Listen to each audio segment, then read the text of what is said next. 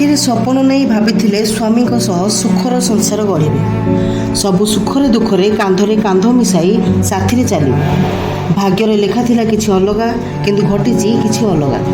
ସ୍ୱାମୀଙ୍କ ଜୀବନ ବଞ୍ଚାଇବା ପାଇଁ ଅନୁରୋଧ କରୁଛନ୍ତି ତେଜସ୍ୱିନୀ। ଯାଜପୁର ବରୀ ଅନ୍ତର୍ଗତ ମଙ୍ଗଳ ପଞ୍ଚାୟତ କୁଳସାହି ଗ୍ରାମର ସତ୍ୟଜିତ ସାମଲ। ବୟସ ମାତ୍ର 32 ବର୍ଷ। ଗତ 4 ମାସ ତଳେ ତାଙ୍କ ଦେହ ଖରାପ ହୋଇଥିଲା।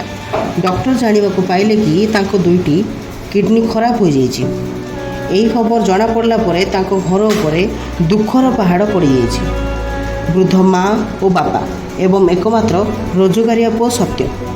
ତାଙ୍କ ଉପରେ ପରିବାରର ସମସ୍ତ ବୋଝ। ପୁଅର ଏ ଅବସ୍ଥା ଜାଣିବା ପରେ ବୃଦ୍ଧା ବାପା ମାଙ୍କ ଆଖିରୁ ଲୁହ ଶୁଖୁନାହିଁ।